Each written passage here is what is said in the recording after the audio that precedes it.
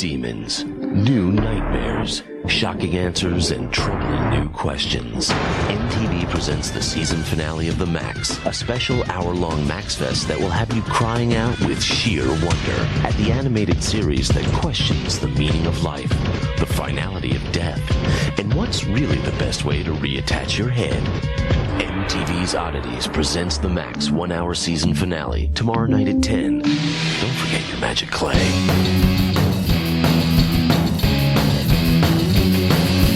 Junk food supper. Junk food supper. Junk food supper. Junk food supper. Junk food supper. Junk food supper. Junk food supper. Junk food supper. Junk food supper. Junk food supper. Junk food supper. Junk food supper. Junk food supper. Welcome to Junk Food Supper. This is the podcast where basically every week we get together. We talk about Image comics. We talk about Rob Liefeld comics. We're talking about Spawn. We talk about the Wildcats. But we never talk about The Walking Dead. I am Parker, and I am joined by Sean Byron in LA. How are you, Sean Byron? I'm doing well, and I'm prepared to talk about Youngblood. I'm prepared to talk about the Savage Dragon. Oh, you got to talk about him. And other Image properties. Brigade, perhaps. You want to talk Brigade? I would like that. I would like to talk about that cool Image Universe crossover that they did where all the heroes fought back against the Mars Attacks Martians. That was really cool. Okay. Can we talk specifically about my own copy of Brigade #1 that was a treasured treasure of my youth that also prominently featured a big splat of maple syrup on the cover that I fucking got on it when I was eating waffles like a goddamn idiot. And it would always stick to like the Mylar bag. That's embarrassing. Did you have like a shiny chrome one like they were doing at the time? Like a real fancy like metal cover? No, I think it was just standard paper, but maybe the chrome would have been better. I probably could have scraped off the syrup, but this was just kind of soaked in there. And it was, a point of shame for me as a child as I would flip through my comic collection. That maple syrup stain would always be staring back at me like that damn spot from Edgar Allan Poe. Well, the good news is I'm looking at this cover now and it's pretty fugly. So yeah, it's bad stuff. And actually that was Macbeth, not Poe. I'm thinking the Telltale Heart, but it was Macbeth, the damn spot. Oh, yeah. I see what you're saying. Yeah. Either way, I was racked with guilt. Yeah. I mean, yeah. Wait, is he back? Is Brigade back, maybe? But, yeah.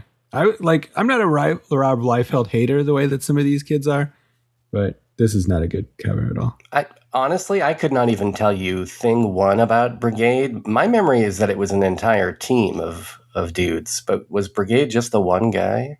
I kind of don't remember. I mean, I think it was, as you would imagine from the name, Brigade. I mean, that sounds like an entire squadron, right? Yeah, it's hard to tell from the cover, which is maybe partially why it's such a bad cover. If you want to Google Brigade #1, like it's hard to tell if it's a guy or a whole team from the cover because it's like one big dude and then he's surrounded by disembodied heads. So your guess is as good as mine as to whether or not he is Brigade or if he's part of the Brigade.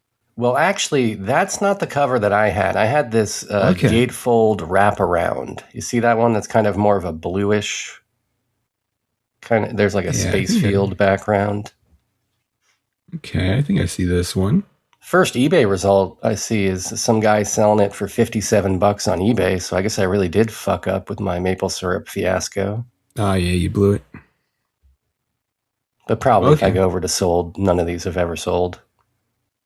That's possible. Yeah, this is a much better cover. Yeah, and I think that's the whole team. It was basically like a Fantastic Four, but Rob Liefeld style. Yeah, I like this cover. And you can tell it is, in fact, a team. Yeah.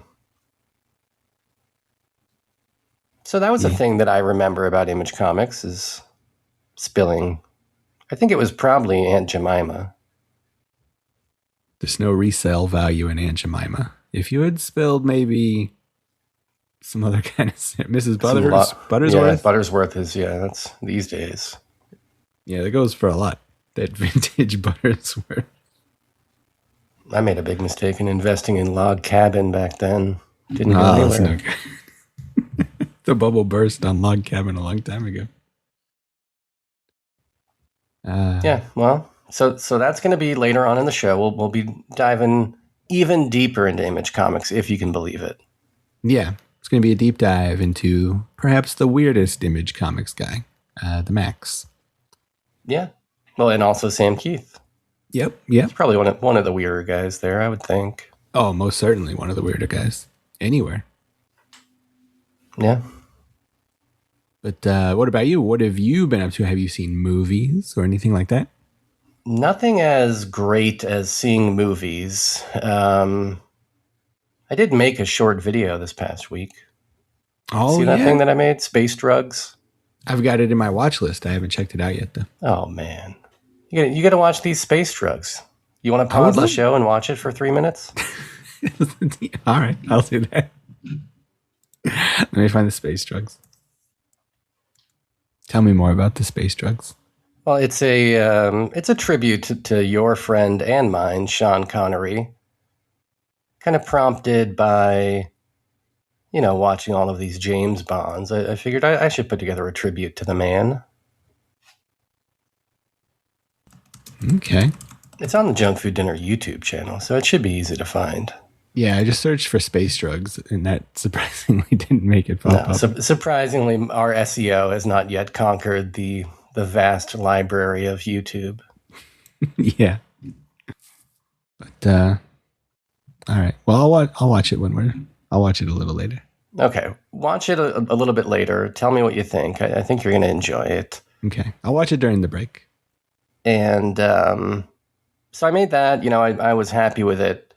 I hope that people see it. Although I am a little bit hesitant to promote it because, man, I'm real pissed at these motherfuckers at YouTube right now. What did they do to you? These motherfuckers at YouTube, they're pulling a lot of shit. They're being real fucked up, if you ask me, with their behaviors. Mm-hmm.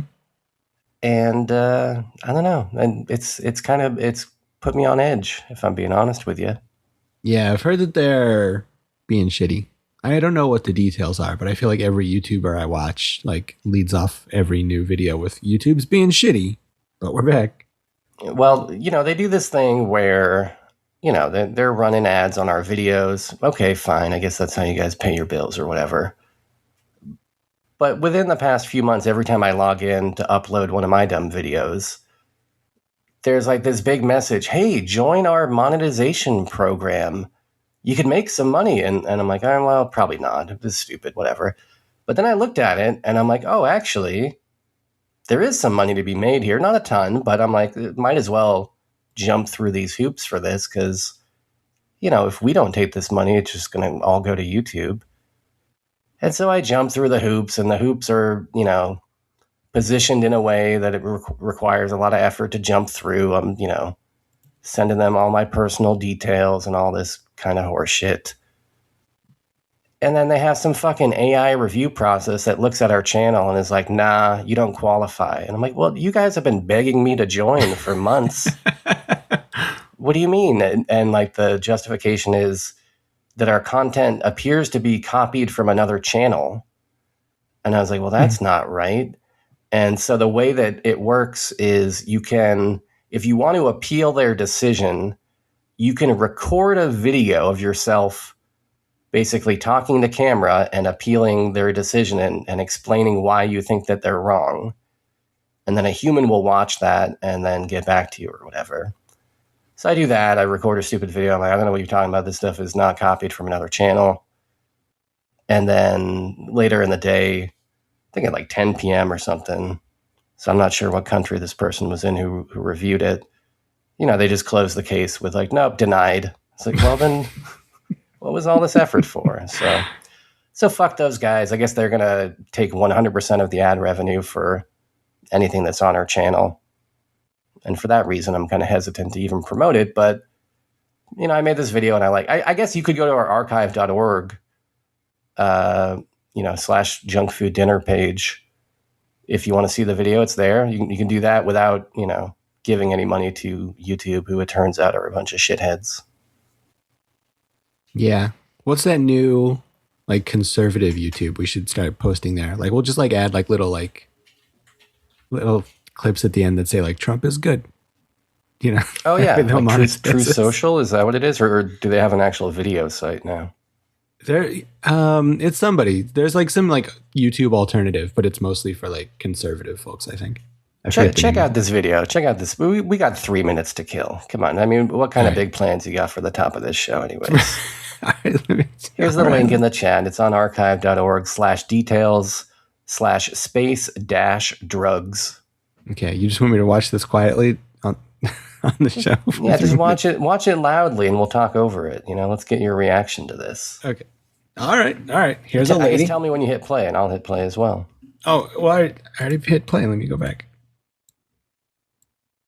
This is a And you got volumes turned up so you can hear I got the volume turned up.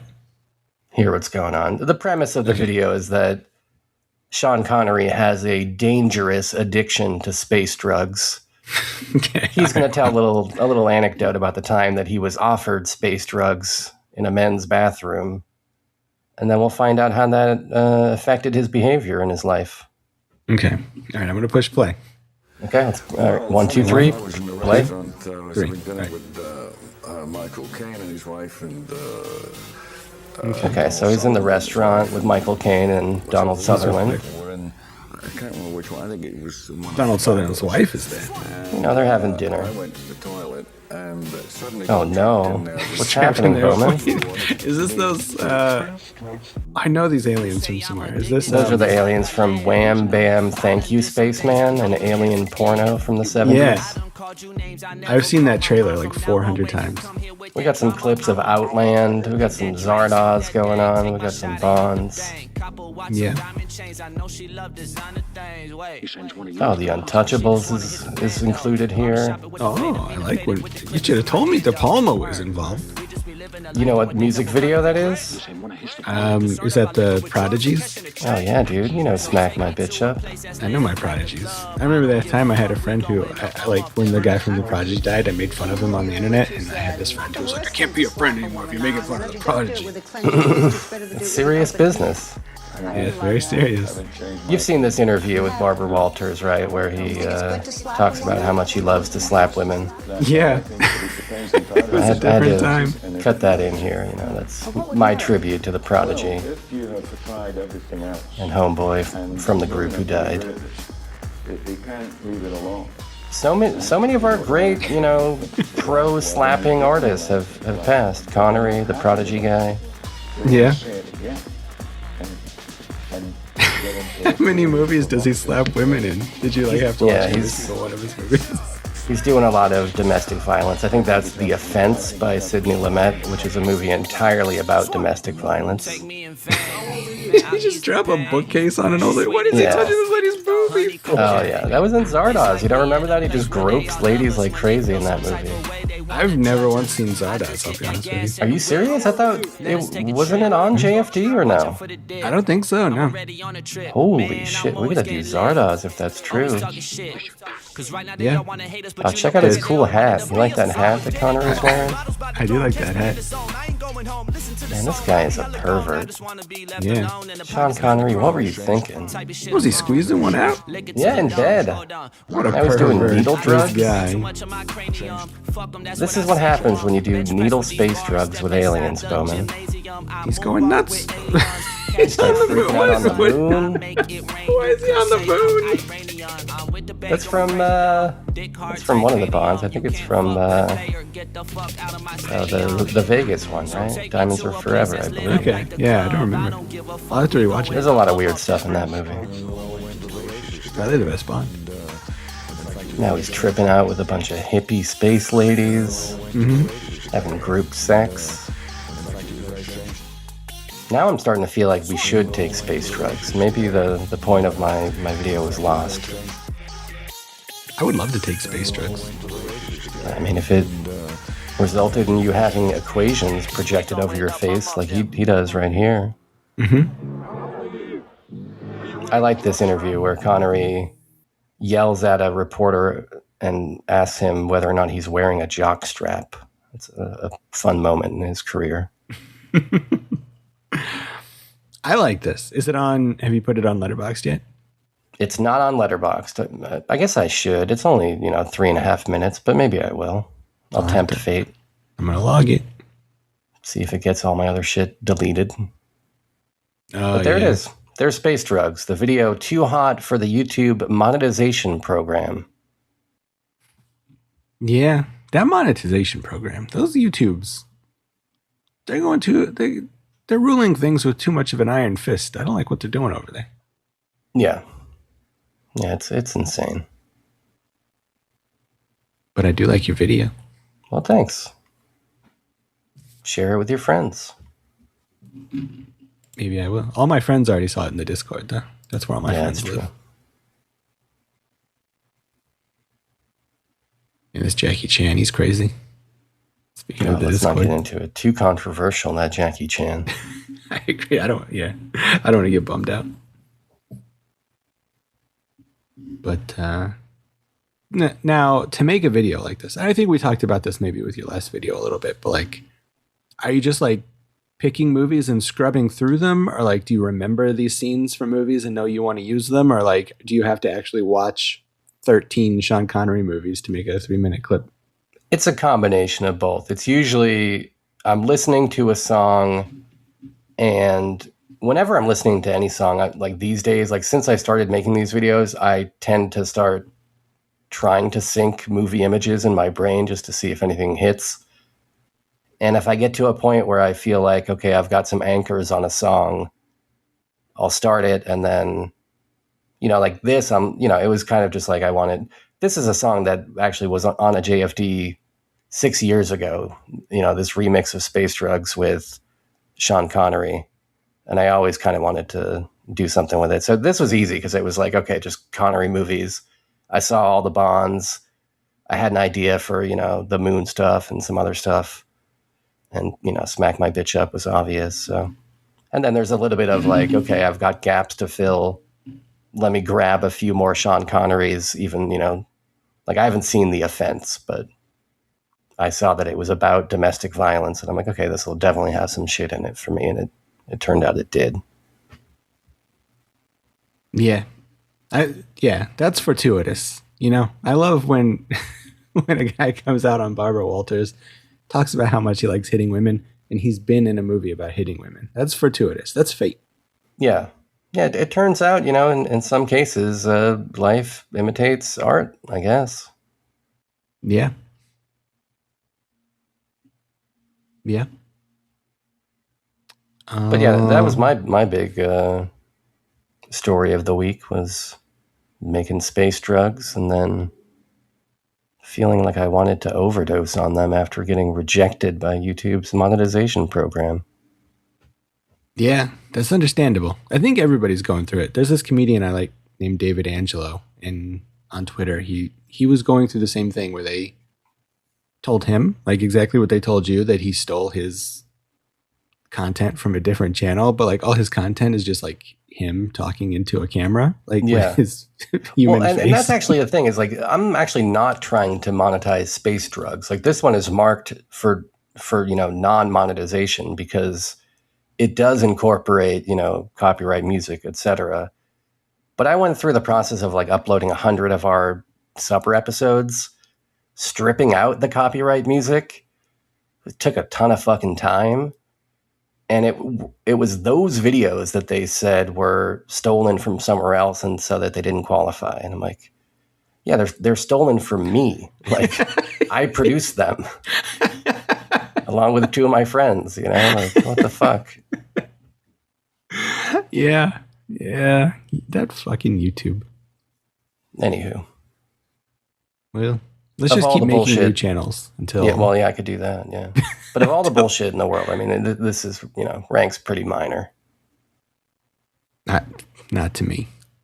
I don't care how many Iranians have to die. I want this YouTube channel monetized. I know. That's what I'm saying. But speaking of big problems, yeah, I had a somewhat big problem. Oh no! I went to see a movie. It started at 10 p.m. and I got a little sleepy by the end. Okay. Do you have a drop for that? Yeah. Well, I was in the theater, right? And then I like turned to some of the other people in the theater, and this is what I said to them. It's already late and I'm so sleepy. What? Okay. But yeah, I saw this movie Forbidden Fruits that we talked about when we did the last movie preview last month. Okay, yeah. And at that time, did you indicate that you were planning on seeing it, or was this kind of like a last minute whimsy sort of scenario? I think I marked it as a possibly I would see this movie. It's the one. So there was some whimsy involved. A little whimsy. There's actually like 5 things in theaters right now I want to see, but this is the one I landed on for whatever reason. But it's basically like Gen Z's Jawbreaker / Heathers / The Craft / Mean Girls kind of a thing. Okay. It's about like these 4 ladies who start like a witch coven, and they all work at the mall.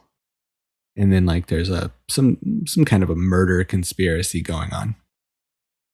And it's kind of okay. It's like real messy. Like there's not really like a story to it until like the last 20 minutes, and then it kind of just goes insane. So I can't imagine anybody, like, I think this movie bombed pretty hard probably. So like I can't imagine anybody out there who would want to see it hasn't already seen it. But when it comes to like a streaming service, it would be fine to check out. But it's okay. There's like a lot of foxy ladies in it, Yeah, like, that's fine. I like that. Were they the titular Forbidden Fruits, or they are? Yeah. Okay. It wasn't like a literal name where like they all lived on a farm where like the farmer was like, "Don't touch my fucking lemons, dude." Well, it is. I mean, it's not literally that, but it's sort of allegorically that, because there is like this whole thing about like the Garden of Eden and like things like that in the movie that they draw on. So it's a little bit that, but mostly the main characters are all named after fruits. So it's a double entendre, maybe works on 2 levels. Is the Garden of Eden itself just an allegory for sex, or is it just like any kind of sin? Like the taking of the apple and all like that, that is a sexual metaphor, right? Oh, I would have to imagine it would be, yeah. I wonder how many Christians realize that they're reading 0. smut. They just go, oh no, it's literal. There was a real talking snake. They just say, I liked it. Fucking Christians. They just said, lock up all the homeless people and bomb Iran. That's what we want. Arrest our neighbors if they don't have documents saying glooby doops and stooby doops and bullshit like that. Yeah. Oh, take away their driver's license if we don't agree with their identity. Yeah. Did you go to any protests over the weekend? No. I should have, mobbing. But no, it's, it turns out I like what this administration's doing. So Me too. For me, I think no kings. I can appreciate a one kings, rally, but I think no kings, that goes too far. Yeah. I think one kings is like the good, that's the sweet spot. Yeah. We can all agree on, nobody would say we want several kings. And that is a problem. Yeah. That just wouldn't work. No, we went to the beach and decompressed because we both had kind of a shitty week. So we just kind of walked. Otherwise, I would have, but I've been to my share in the past year, and I'll be going out to more. Yeah, they need me for the the low attendance ones. That's where I can make my presence felt. What about you? Understandable. I went out to one. You did? Yeah. Okay. Yeah. How was it? It was good. It was good. It was really hot here that day, so like I think not a lot of people showed up because it was like fucking sweltering at noon. But yeah, it was good. It was good. People were mad. It's always like interesting to see what people are mad about, Like I go to them once every like month or something for work. and it's been like Epstein to spy on the attendees and narc on them. Yeah, to take to photos print their of them, names like, and faces in that dirty rag that you call yourself the editor of. Yeah, I just like to supply ICE with the names and photographs of everybody there. That's all. Okay, all right, I feel that. Yeah, but yeah, it was a lot of like Epstein anger for the last couple of months, and now it's like gas price. Gas prices and the war. And at least out here, there was like a Teamster group, like a union of workers who were out there who were like upset about something, but I don't know what. I didn't interview them, but apparently I would avoid them. They'll probably kick your ass. Yeah, I didn't want no part of that. I know how to stay away from the Teamsters. Don't fuck with those guys. They know where Jimmy Hoffa's buried. They probably buried him. I think that's the implication, right? Yeah. It's not that somebody told them and that they're just really good at keeping secrets. That would be funny, though. Yeah. Like, if to become a Teamster, you have to become really good at keeping secrets. So it's just like guys like telling you like about girls they kissed and stuff all day long. Yeah. Well, I've heard that the Coca-Cola Corporation has entrusted them with their secret formulas. Yeah, that would make sense. Is that the proper pluralization? Formulas? I think so. I don't see why not. I think it's all words are made up anyways. You can say whatever you want. I agree. That's what I do. Yeah. Or you can say nothing at all. Well, I don't think that would work on an audio podcast, really. Well, I think that was YouTube's big complaint that we weren't on video. Oh, yeah. Motherfucker, the Jim Cornette podcast is monetized. It's not on video. Yeah. And you think I'm not as good as Jim Cornette? Come on, guys. We're twice as good as Jim Cornette. I've got several tennis rackets. Mm-hmm. And I've been booking my WWE 2K fantasy universe for 30 years now. Is that true? Well, I mean, yeah. Like I've like all the made up characters I had when I was 15, I still use them to this very day. So yeah. You can't like transfer them or anything. No, you're just recreating like, the skins or whatever. They don't have the same stats or anything like that. No, which is a shame because they've been selling the same fucking video game for 15 years with absolutely no updates to it whatsoever. So the fact that you can't just transfer the guys that take you 200 fucking hours to make to the next game when you buy the next game for fucking $120 is a little upsetting. I will be honest. Now, how excited are you for the Haunted Chocolatier? I don't know anything about that. I think that's what it's called, right? The, who's the guy? What's his name? Is it Lazy Ape, the guy that made Stardew Valley? He's been working on his follow-up, like, since he published Stardew Valley. Oh, it's I called don't know. The Haunted Chocolatier. I guess you run, like, a chocolate factory or something. That sounds good. I don't know anything about it, but it sounds like something I would play. Yeah, well, get excited. It'll come out someday. Yeah. I like those single dev video games that take 32 years to come out. Those are my favorite kind. And he just posts like cryptic updates on his like personal blog like once every 4 years with like half of a screenshot. Yeah. Did you see that video game in the Discord where you run a video rental shop, a VHS shop? No. It looks very fun. It's like a simulation, like a sim theme park or something like that, or a sim hospital. You ever play that? But it's like, it's like that, but it's like first person. So you like, I think you work there, or like maybe you're the manager or something. So you gotta like run around and stock the shelves. Yeah, you're stocking the shelves. You're like deciding like which tapes to buy, like based on like trends and stuff like that. You're like, you're checking people out. Is it frantic, like a Crazy Taxi style pace of play where you really got to get to the return tapes and all that stuff? I mean, I imagine it might get that way if you get really busy, but I think the idea is that it simulates it like the way it would be, like kind of a boring way. So it's like working like an actual shift. So I don't think it's like super insane, but it probably is to a certain degree just to be video gamey. But I think the whole idea is that it like really tries to simulate what it's like to work there. Okay. And can I transfer in my Kamala avatar that I've created into the game or no, he has to stay in my WWE account. Yeah, he's got to stay in the WWE game. But I mean, you can make him. Okay, all right. Man, I fucking loved Sim Hospital. That's one of my favorite games of all time, I think. I don't think I've ever played that one. It was from Bullfrog, who I think also made Sim Theme Park. But it was exactly what it sounds like. You're running a hospital, but it was comedic, and like people would have like really weird and gross diseases, and they'd be puking on the floors and shitting on the floors and just dying, just turning into skeletons and stuff. Yeah, there's a new game like that called like 2 Point Hospital, I think, or 2 Click Hospital, something like that. But I think it's the same sort of thing. I think I bought it a million years ago and I've never played it. But yeah, it's like real silly where like, yeah, Bigfoot will come in and you have to like treat Bigfoot and stuff like that. Yeah. Yeah. And they had, differing doctors that you would hire that had different skill sets, but maybe one of them was a perv or something. And he might be, caught, trying to cop a feel on a nurse or whatever, pull a Sean Connery. Mm-hmm. Just like in real life. Yeah.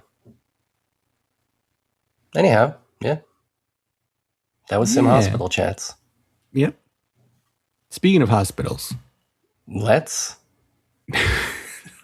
There's movies. Sometimes, when you get out of the hospital, you can go see them in the movie theater. Have you ever had that experience? True. And then, also, I think it is true that movies that play in theaters eventually will be available in hospitals, usually, in one form or another. Day one, you're probably not going to be seeing, the April 2026 movies in a hospital. But eventually, either, on TBS, maybe somebody brings you a DVD copy and a laptop to watch it on. Who knows? Yeah. So we're going to talk about the movies that are coming out in April to theaters, but you can also watch this 6 months from now, and those movies will be able to watch like VOD while you're in the hospital. Yeah. While you're, giving Bigfoot an X-ray on his big feet. Exactly. So the first big movie coming to theaters in April, which is already happening. Maybe everybody out there saw this movie already this weekend, but it's called Super Mario Galaxy Movie. Oh, speaking of video games. Yeah. I don't think anybody shits on the floor in this one, though. I hope not. This is the sequel with Chris Pratt. He's Mario. And Charlie Day's in there. Yeah, you remember him? It's a him, Mario. Oh, like that. I thought you were saying him. No. You didn't know? I know Chris Pratt. Okay. It's also got Donald Glover. Benny Safdie's in here for some reason. Glenn Powell. Did you see the first one of this? It's like a cute little cartoon Mario movie. Yeah, I saw it. I didn't really like it that much. Yeah, it was like, it was like cute to see, like having grown up on Mario, like, all the little like Easter eggs and like all the little fan service bullshit was like kind of cute, but I didn't really think it was that good of a movie. It felt like, I don't know, it felt like a straight to streaming kind of level of script and overall effort. I don't know. I like those, later Mario games, Galaxy and all those. But I wouldn't say the thing that I like about them is the visuals. They're fun to play. They've got fun mechanics and stuff like that. But like the super rounded edge, kind of generic ass look that the Mario games have these days, I don't know. It's not that charming for me. Yeah. One thing, like I think Super Mario World is probably the newest Mario game I've played. On Super Nintendo? Yeah. It's been a while. Yeah. It's been like 30 years then. Yeah. Although I did play a little bit of the new Mario Kart when I was in Wisconsin with my nephew. That was really fun. But the brand new one on Switch 2? Yeah. Oh, nice. Yeah, it was fun. It was a good one. But like I saw people like in Facebook and like Twitter and stuff like that freaking out because like there's some princess who's not Princess Peach in this game, and like people were like, "Oh my god, I love this character," and like I don't remember these characters being characters. Like, are these like very like story heavy games now? Like, have I missed out on big Mario lore where you can have a favorite character? I mean, they've been slowly edging towards that ever since the beginning, but yeah, they have more depth now. They've got little cutscenes now where you meet characters like Rosalina, who I think debuted in Galaxy. But Yeah, I think that's the character. I think a lot of the lore started happening around the time of like Super Mario RPG for Super Nintendo. Oh yeah, that makes sense. And then since then, like even the mainline kind of platformer games have had more and more of that, but it's not like they're Final Fantasies or anything like that. Okay, I was curious because yeah, it used to be like, well, I like the color green, so I guess Luigi's my favorite one. Yeah, or I'm the younger brother, so I guess Luigi is my favorite one. Yeah, that's like all the more thought that went into like who your favorite character was. Yeah, or Yoshi is sick, and then they got to the point of like, well, a blue Yoshi is even sicker. Yeah, or if you just really like Toad's hat, like that, that was it. I mean, who wouldn't? I do like that hat. That's a good hat. But yeah, that's the Super Mario movie. Yeah, I'm not going to see this. The first one sucked. This will probably be just as bad. It's weird to see like a lot of like mainstream kind of podcasts over the course of the past couple of weeks, like bend over backwards to pretend like they like this movie or like the original and are excited for this, when I know that they're lying through their fucking teeth. I mean, yeah, like I mean, there's probably like worse things. Like if you had like a little kid, like I can imagine like going to see the Super Mario movie would be like, okay, this is better than going to see like, I don't know, whatever horseshit, like the Talking Dog movie or whatever, or like the Moana live action remake or whatever. But yeah, but wouldn't you rather see Wreck-It Ralph? Yeah, well, yeah. Wreck-It Ralph was pretty hard. I think we need to use Wreck-It Ralph as the baseline. Yeah. Wreck-It Ralph was fun. Maybe the drama will be fun. I doubt it. Although, actually, maybe. Who knows? Produced by Ari Aster, coming out from A24. This will be hitting screens on April 3rd, starring Zendaya and Robert Pattinson. And the premise is, days before their wedding, a couple's relationship is shaken when one partner discovers unsettling truths about the other one. So I think it's billed as a black comedy. I don't know anything about this. I just know that it's got kind of like a strikingly bland poster, but in a way that's engaging. I don't know how to explain it. It's like very much trying to look generic, I think, and completely nails it. And two of the hugest stars in movies these days. So I'm intrigued by this. Let me see if I know anything from this director, Christopher Borgli.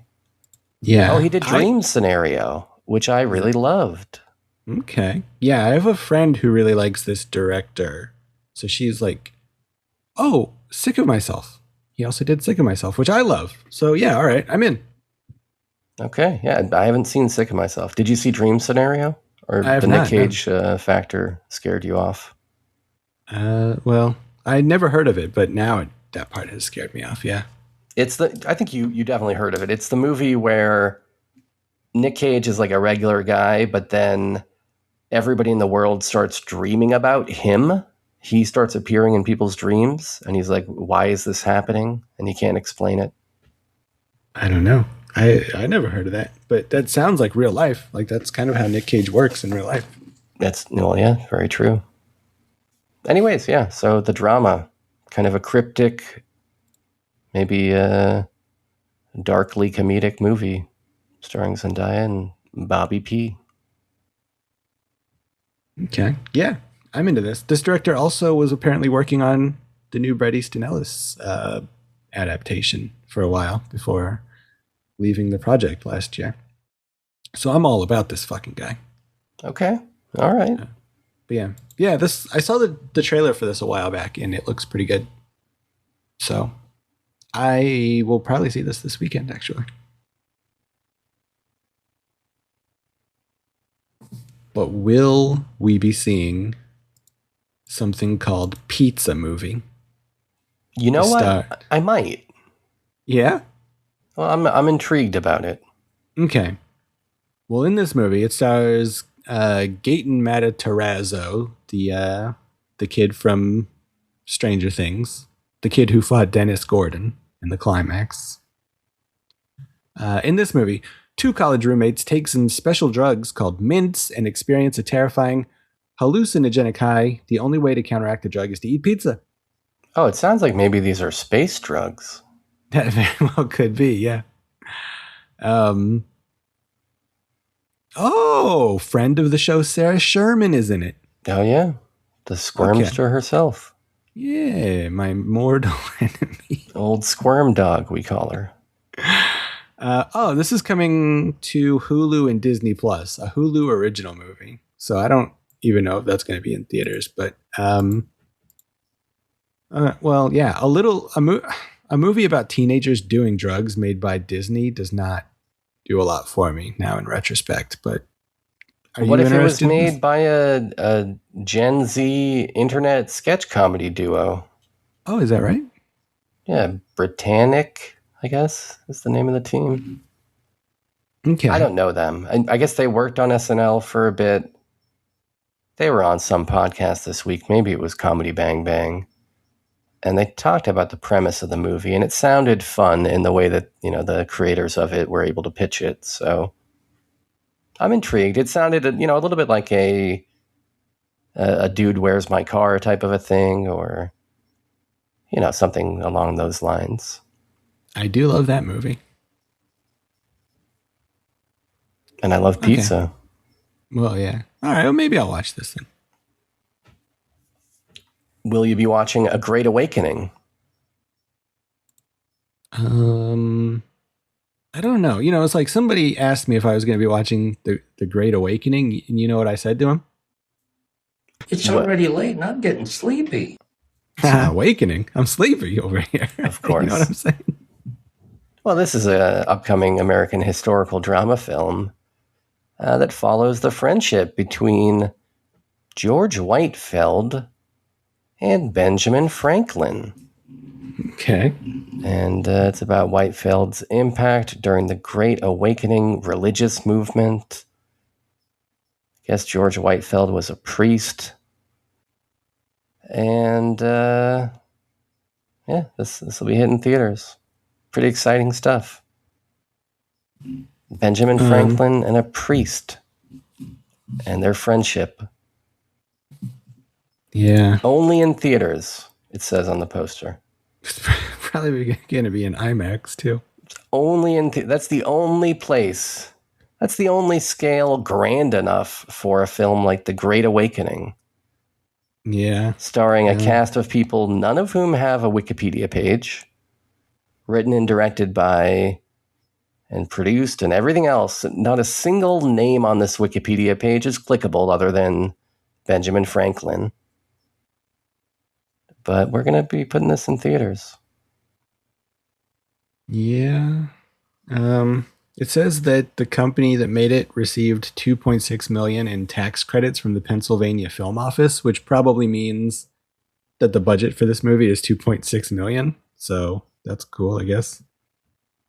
Yeah. And it's over 2 hours long. So that's great. This is everything I like in a movie. I'm sure that the taxpayers of Pennsylvania are going to get their money's worth. I'm assuming, the majority of them will go out and enjoy this on Easter Sunday. So it's cool. Yeah.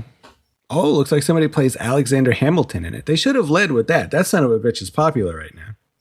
Yeah, let's rewrite the script to make it about him. And why not have it be a musical as well? I agree. Now we're talking. Speaking of musicals. Okay. There's a movie called Mermaid coming out. Oh, with your man, Johnny Pemberton. Who's John? Oh, that one. Wait. From Fallout. The guy from Fallout. Oh, that yeah. like. Yeah, the this comedian guy. from We Fallout. all like this guy, Johnny Pemberton. Yeah, I like this guy. In this movie, a troubled Florida man struggling with addiction and personal setbacks discovered an injured mermaid and takes her home to nurse her back to health. This is, as rumors about the creature spread, he becomes increasingly determined to protect her from those seeking to exploit or harm her. So this is Splash. This is a movie they've already made before. Yeah, but I think Splash with like a meth addict lead. Oh, okay. I get it. Which I think could be funny, right? Yeah. We've got... Presumably there's going to be hijinks where like nobody believes that he actually has a mermaid. You know, they think that he's seeing things, you know, like a Pink Elephant style, you know. Yeah. Okay. We got Tom Arnold in this movie. He's cool. Yeah. Another stand-up, actually, to be honest with you. Yeah. And Kirk Fox, another stand-up. You like Kirk Fox, don't you? I don't know anything about him. Dude, you remember him from Jury Duty. Oh, yeah. And the You watching Comedy that new Store. season of Jury Duty? I haven't finished the first season. I mean, you got to finish that season. I got to finish that season. I'm working on it. For the love of... This is why it's taking you so long to get through Dragon Ball. I'm working on it. This is incredible. Meanwhile, I'm spending, you know, no short of 10,000 hours dedicating myself to making YouTube a better place, only for them to piss all over my face. Yeah. This is worse than the time that Letterboxd started deleting the pornos that I was adding. Man, those letterboxes. I try to upload and add so many like made for YouTube movies, and they keep fucking telling me that they don't count as real movies. It makes me so mad. It's like, dude, I spent 18 hours watching a YouTube documentary on the history of animatronics. You think I did that because I was interested? No, I wanted to log that shit on YouTube, and then you yanked it as soon as I went to go log it. Yeah, it's disrespectful. I keep adding, I keep trying to add those Channel Awesome movies, but they keep taking them down. But I'm going to keep adding them. Yeah. Well, Robert Patrick is back for Mermaid. That's cool to see him in the cinemas again. Our boy, the T-1000. I like that guy.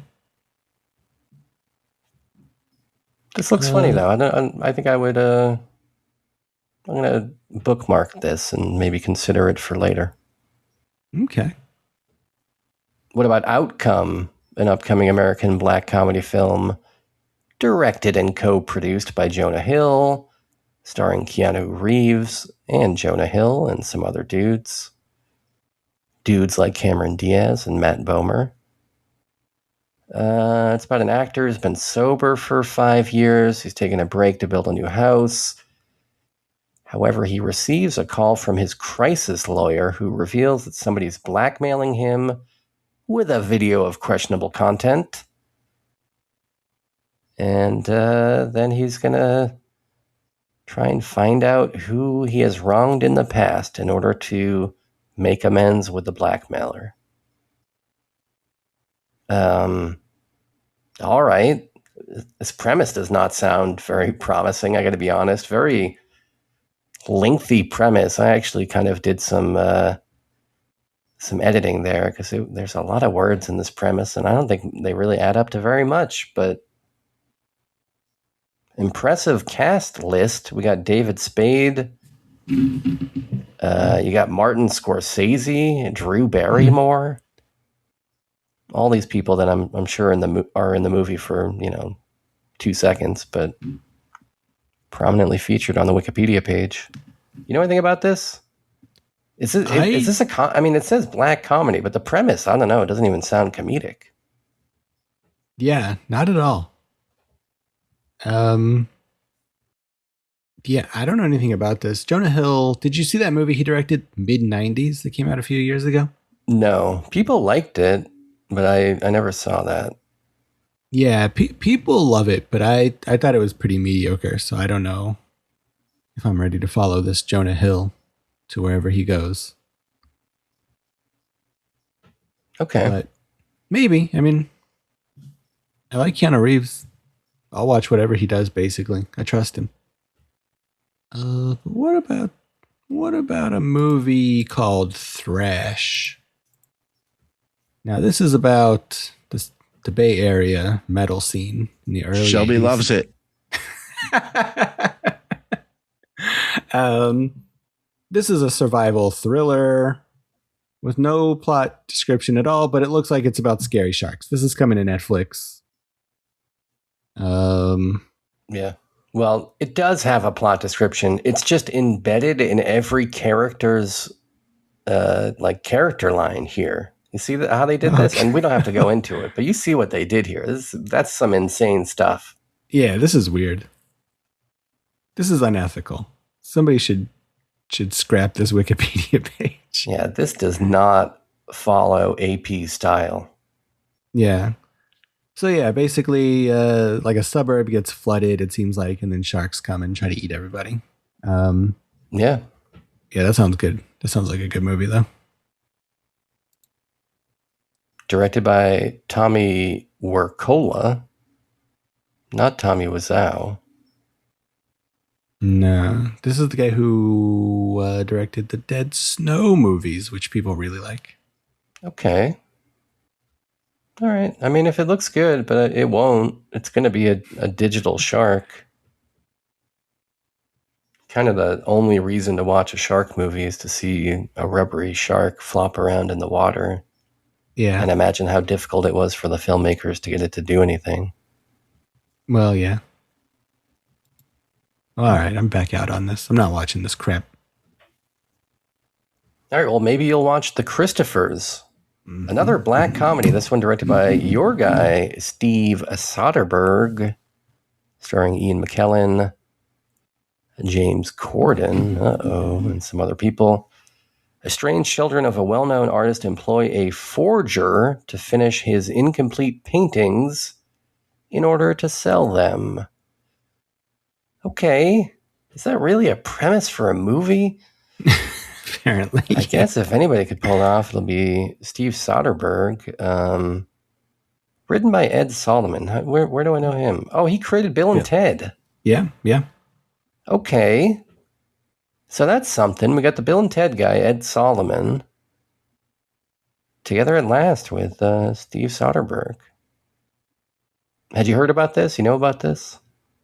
I do not know about this, but Soderbergh did two of, I think, my top two movies that were in my top 10 movies of the year list last year, I think, or close to it.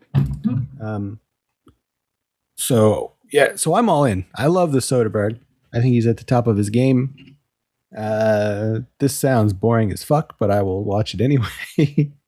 Soderbergh's like good. Like he makes everything exciting. So like his Ghost movie last year was basically just people sitting in rooms talking about sitting in rooms basically. So, and it was awesome. So yeah, I doubt this is going to come to a theater near me. It says limited release, but I would watch it when I'm in the hospital 6 months from now. Okay. All right. Well, I look forward to that. Look forward to you being in the hospital, I'm saying. I appreciate that. I was trying to be mean. 'Cause I'm so angry at YouTube, I don't know what to do with myself. Well, when I'm in the hospital, I might find myself in a Faces of Death movie. Oh, we got a Faces of Death remake coming out. Okay. I hope you don't. Well, I appreciate that. But if you know, tourists to Thailand want to eat my brains while I'm still alive, like they did to those monkeys, it might, you know, who am I to stop them? If you want to crash a small aircraft in a San Diego suburb. Yeah. So in this movie, a woman who moderates a YouTube-like platform responsible for filtering out any content that is offensive or violent comes across a group on the website that appears to be reenacting the murders from the original Faces of Death film. And she has to figure out if they are real or staged. Kind of a cool premise. Kind of a fun way to do like a meta sequel remake thing. Because, I mean, obviously, like, you could never do a Faces of Death movie now, like the way they were. Because we watch people get murdered for real on just our reels on Instagram all day long. That's just called Twitch now. Yeah, like the so flipping this and kind of making it a sort of meta thing about Faces of Death seems like an interesting idea to me. I don't know. I don't think I know any of these people who are actually making this movie. I know Barbie Ferreira from Euphoria, and she's not particularly good on that show. But You know, Charlie XCX. oh yeah, and yeah, I didn't see her new movie that just came out, but I heard it was okay. You're talking about Wuthering Heights? No, what's the name of the movie? She like made a movie. It's like kind of a Spinal Tap movie, but about her. She plays herself. Okay. Oh, what is the fucking name of this goddamn thing? Oh, she's in the new Greg Araki movie too. That's cool. The Moment? Yeah, The Moment is that new her movie where she's herself. Interesting. Yeah, it looked pretty good, but it didn't play around here, so I didn't get to see it. This is a bad idea, right? I mean, first off, I'm just sick of this fucking bullshit where it's like so blatant that we're just reusing a title just for the cash grab of it all. And, you know, this is not going to be anything like the original. The tone's not going to be anything like the original.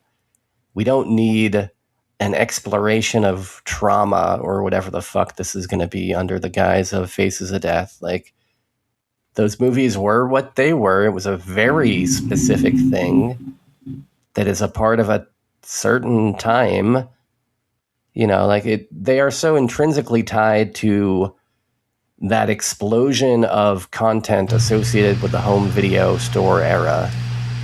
And, you know, the desire for, you know, more rental content. None of this makes any sense. Shouldn't happen. It's stupid. I hate it. And it's not going to be a good movie. Well, that's probably true. Everything you're saying is probably true. If they had a good movie, you know, if they had a good script, they wouldn't need to tie it to Faces of Death, you know? Well, it would stand on its own. Well, maybe. But if you want to toy with, you know, fantasy and reality, the you know, like by doing a movie like this, you would need, you know, you couldn't do like a fake, like you couldn't make a movie about this, like this, about a fake movie. Like doing a movie about like this, about a real movie, which is about the idea of you don't know whether or not what you're watching is real or fake. I think that's an interesting concept. I don't think you could like this is sort of like, this feels like sort of like a Wes Craven's New Nightmare sort of a thing. And I think that you couldn't necessarily do Wes Craven's New Nightmare. I mean, it sounds actually exactly like Angel Guts Red Classroom that I think we did on the show, right? That really rough, you know, pinky violence Roman porno where the guy watches that rough porno where the girl gets killed and he doesn't know if it's real or not. Yeah. Was that a real movie they used in that movie? No, and it worked fine without a real movie. Well, I mean, I guess, but I think it adds a certain air of is it real or is it fake, which is, I think, the thing that we all know that it's fake, though. You know, like there's no part of an audience in 2026 that goes to a newly produced Faces of Death film and thinks that anything that they're seeing is remotely real. Well, or do they? I mean, we only thought that because we were all 10 years old when we saw those fucking videotapes. It's still real to me. I don't know. It's true. It looks pretty real. It's true. I think it's real. All right, well, there's that. There's Beast, some kind of Russell Crowe MMA movie. It looks like garbage. Yeah. Enough with the fucking MMA movies, dude. Especially now where it's like MMA is either like Dana White hosting like an MMA fight on the lawn of the White House, or the counter programming to that is Ronda Rousey, who said that Sandy Hook was like a fake thing, fighting Gina Carano, who's got her own issues. Like that's where MMA is, like in 2026. So maybe we don't need movies about it. Maybe it's kind of played out. Yeah, I liked it a lot better when it was illegal in 49 states. You know what I mean? Yeah, back when John McCain hated it, that's when it was cool. Yeah. When I had to get my tapes from, the guy at the flea market under the table. Mm-hmm. Right next to Faces of Death. Exactly. All right, what else we got is this there? movie called? What do you got? We got the Yeti right here. Okay. This movie, let's see. It follows oil tycoon Mariel Sunday Sr. and adventurer Hollis Bannister, Of course. who have disappeared without a trace. Their last known location being northern Alaska, which prompts other people to search for their missing fathers. But as the search ensues, a prehistoric monster is stalking them. This stars William Sadler and Corbin Burnson, so I will be watching this movie. Yeah. I can't. This is definitely not coming to theaters, though, right? I can't imagine. Well, it's going to be released on April 10th, but it does not say if it's theaters, hospitals, or somewhere in between. Yeah, I'm guessing this is coming straight to Shudder, but this sounds fun, I guess. What do you think? Okay. I've yet to see what the Yeti looks like, and I don't know if I want to spoil myself or not, or if those images are even available yet. But that's probably the deciding factor. Yeah, he's on the poster, but you can't really see him. You It's can't just see like a shit. silhouette. No, and that's also like a painting, right? That's not a. Yeah, It's not But it's not really photographic him. evidence of a Yeti. Yeah, It's an artist rendering at best. that's true. That's a good point. All right. What else is coming out? The Highest Stakes, upcoming American thriller film. Film follows 5 people who are invited to a high-stakes poker game when they learn the game is about survival rather than winning. So it's like the most dangerous poker game, I guess. Starring Seth Green, Kevin Dillon, Dylan Walsh. Go from Dylan to Dylan on that one. Mhm. And some other folks. I don't know. This sounds bad. I don't know. I'm honestly not sure why I clicked on it. You like Seth Green? You like any of this? You like poker? Not really. Poker is one of those things that I never expected would get as big as it's gotten in our lifetime. I don't think when we were kids you could catch like poker on TV, but I feel like it's kind of a thing now, right? People are putting these dumbass poker tournaments on TV for some stupid reason. Yeah, Probably getting monetized too. probably. Everybody's fucking getting monetized but me. Yeah, I can't. Yeah, I don't think I would have fun watching poker because like the whole thing is like you got to have like a poker face. So it's like, well, there's no drama if everybody's like pretending that it's drama free. Then why would I care to watch it? I've never watched it. Do you know if like are they showing you everybody's hands? They must, right? Like so I'm Yeah, getting they- everybody's hands, right? Otherwise, if it's just people like looking, tensely at each other and I don't know what the fuck's going on, that's nothing. Yeah, they're definitely showing you the cards. Okay. I think I'd rather watch people play Magic the Gathering on TV. I'm kind of curious what's going on in Magic these days. It's been more than a decade, I would say, since I picked up a deck. Do they still Yeah. have ATOGs? Are ATOGs still eating artifacts to boost their points, their attack points? I hope so. I'm in a Magic. I haven't played in a long, long time, but I'm in a Magic like Facebook group, Yeah. and like every day, like somebody will post a card like that I used to play with all the time, and they're like, "This card has been banned for being like offensive." Like the artwork is Oh, offensive. no. Like every day, and every day I'm just like, "No, it's a perfectly great card. This is one of the best ones. Why?" Like, What But, percentage yeah. of cards posted would you say are kobolds? Those 0 mana point creatures that were mostly 0/1 that we all loved from the Legends era? oh, I love those fucking guys. I I had some my- kobolds decks, man, where it would be like just all kobolds and then some power-ups and shit and maybe a fireball or two.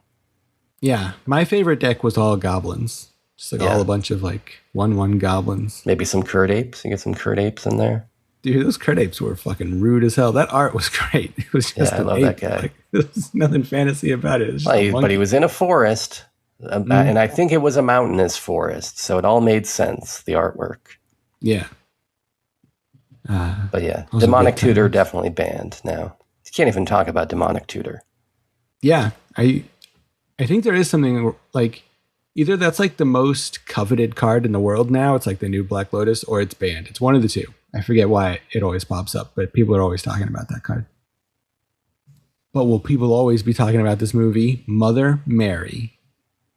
I don't know. This film follows the psychosexual affair between pop singer Mary and fashion designer Sam after the former's need for a dress for her new tour draws them back together. This stars Anne Hathaway, FKA Twigs, Hunter Schafer. Anne Hathaway was formerly known as Twigs? I don't remember that phase of her life. No, that's a different person. Oh, I see. This doesn't sound that great to me, but it is directed by David Lowery, who we know on the show as the director of The Green Knight, a movie we talked about a while back. And Ghost Story. He also did that one. Yeah? Yeah, he did some stuff. Yeah, the Pete's old man Dragon. and the gun. Yeah.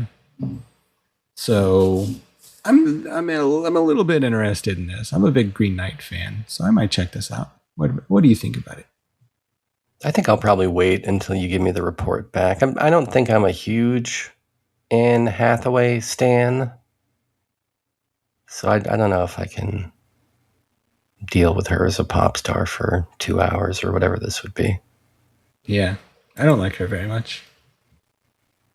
But maybe you would like Lee Cronin's The Mummy. That's right. Lee Cronin's The Mummy. Because that guy certainly earned the right to put his name before a title. Especially a title as iconic as one of Universal's cornerstone monsters.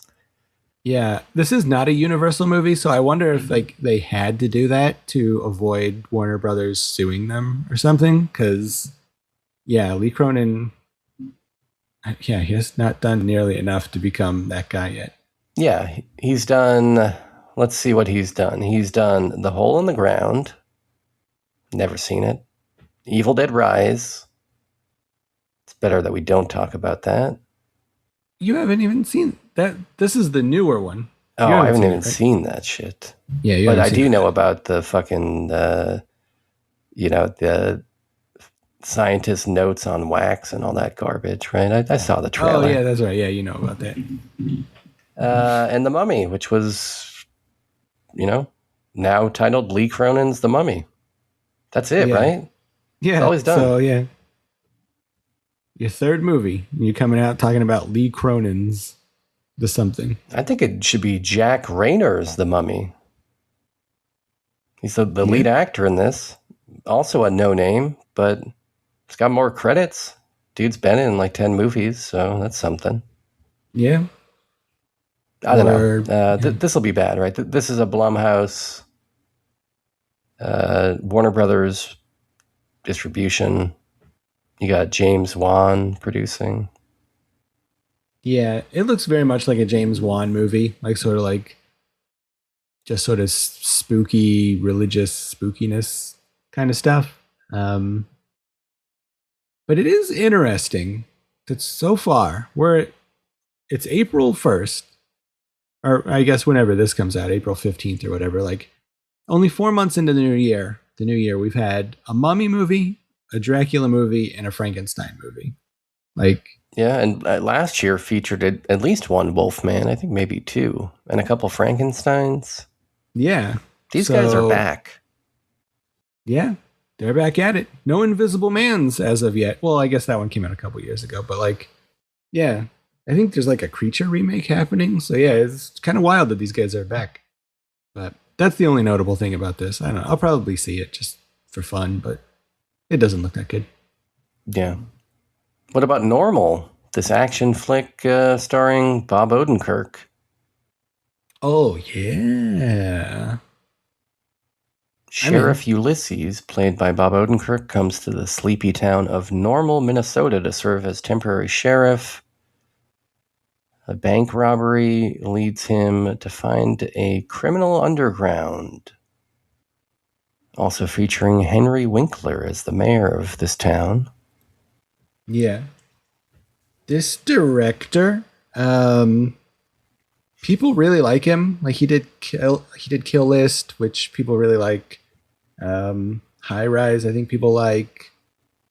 Free Fire.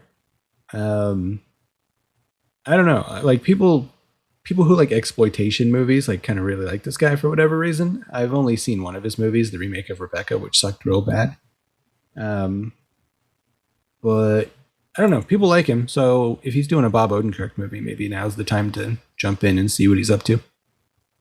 A screenplay by this Derek Kolstad guy who wrote Nobody, Nobody 2, John Wick 2, John Wick 3.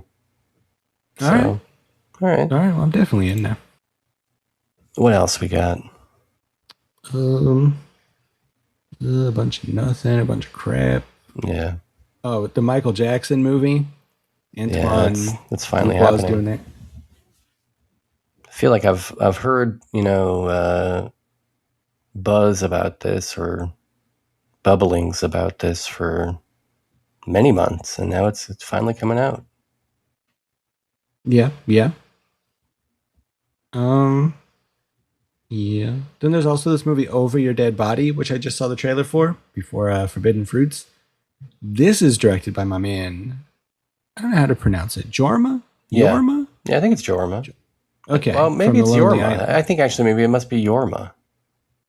I don't know. I'll have to look into this. But I like this guy a lot. This is a movie about Jason Segel, who he takes his girlfriend, Samara Weaving, out to a secluded cabin, and she discovers that he was planning to murder her. So she gets preemptive revenge on him. And it's like a dark comedy, action, horror type of a thing. And it looks kind of fun, I thought. So I will probably see this.